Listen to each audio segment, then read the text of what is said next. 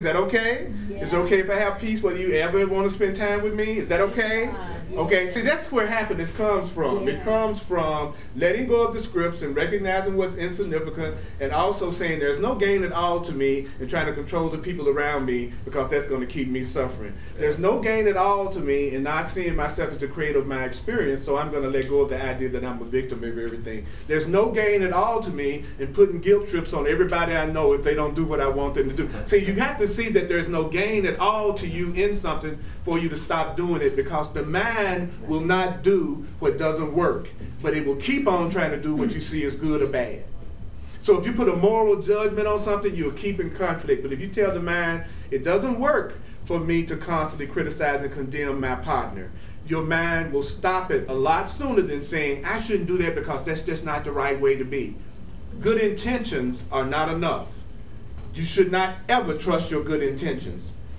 There's been so much pain that's happened on this planet out of people's good intentions. Right. Good intentions suck. Don't get into good intentions. It's really about trusting your willingness no matter what. I trust that I'm willing to be more loving. I trust I'm willing to study the truth. I trust that I'm willing to learn that I create my reality. I trust I'm willing to learn I'm innocent. I trust my willingness. I don't trust my good intentions. And I don't trust anybody else's good intentions. I trust their willingness to grow, to learn, to be more loving. Yes. Your willingness is what I want to trust, not your good intentions. Wow.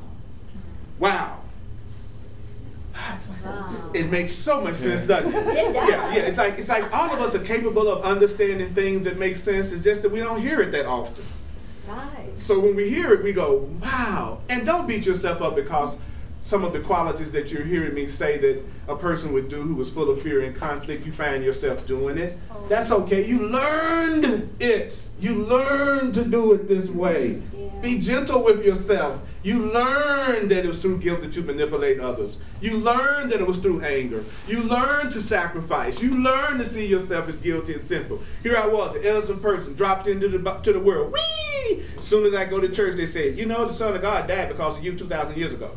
That's going to kill my whole day.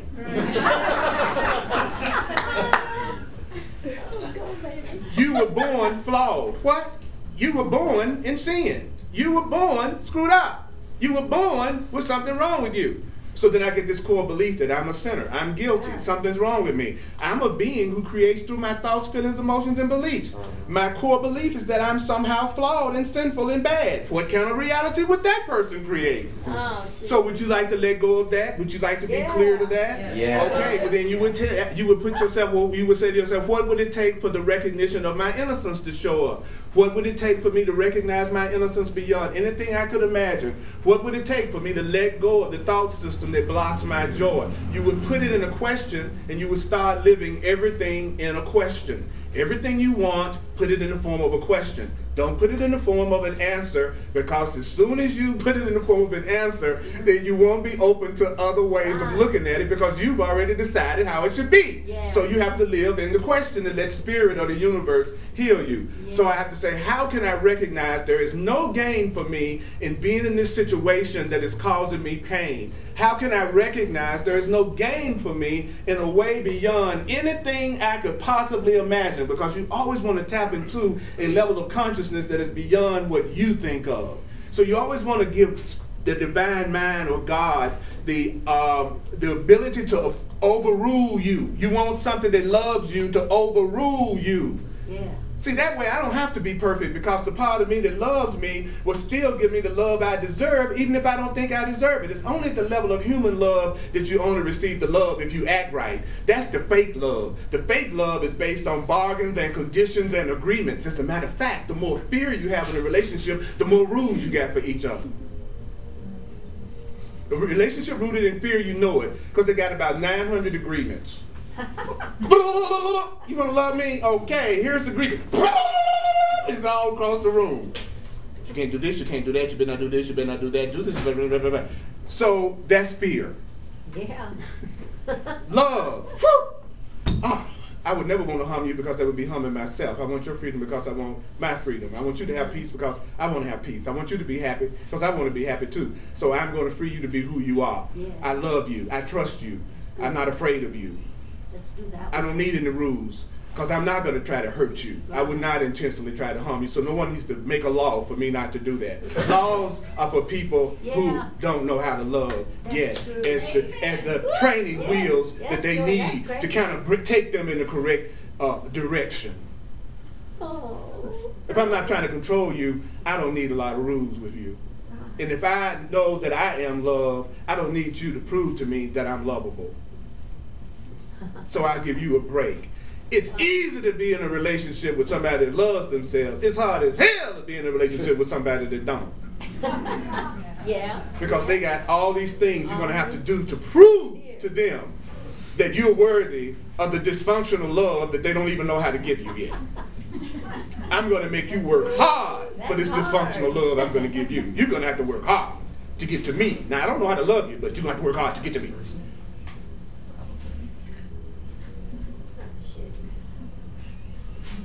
Hello, hello, hello, hello.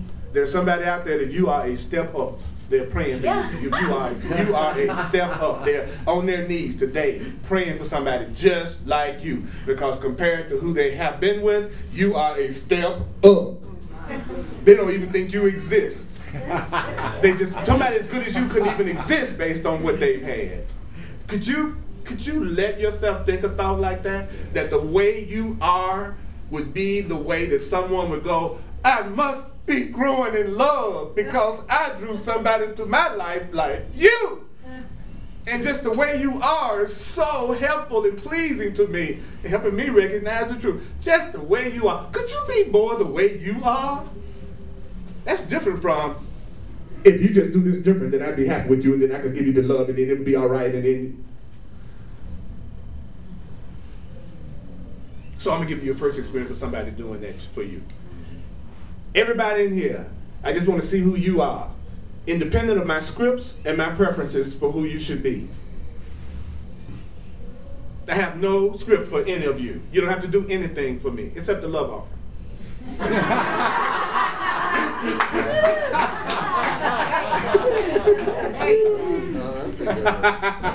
But the truth is, that's okay, too. I'm sustained by the love of God, and I'm thankful for what you share with me, but I don't ever think for a minute that you're taking care of me. But I'm so grateful for what you share with me. I couldn't have done this for 25 years if I was dependent on any individual to be taken care of. You see what I'm saying? Yeah. So my doing what I love to do, even when people told me it was crazy to want to be a full-time Course in Miracles teacher, there's no way in the world you could make a living being a Course in Miracles. Most people haven't even heard of it. And then those who have don't even go crazy trying to do it. And you're going to do what? You're going to do this full time? Yes, because this is what my heart told me and my inner guidance told me. And I did a symbolic gesture, which was to walk out of a position where I was about to be promoted to a vice president in Bell South. And I knew that if I made that move to the next level, I would trap myself. And I'd stay at that job just to have the perks that I thought I would have from being there. So I had to make a bid for my freedom, using the Course in Miracles as a guide and doing what it says to allow myself to know I would be taken care of by the Holy Spirit. So I'm a living example that you can radically decide to do what you love and allow yourself to be provided for. Okay? Yeah. That's not bragging. That's just saying you could do the same thing too. You could do the same thing too. But what would it take? What would it take? What would it take? It would take a spiritual path that you believe in, that you're willing to obey.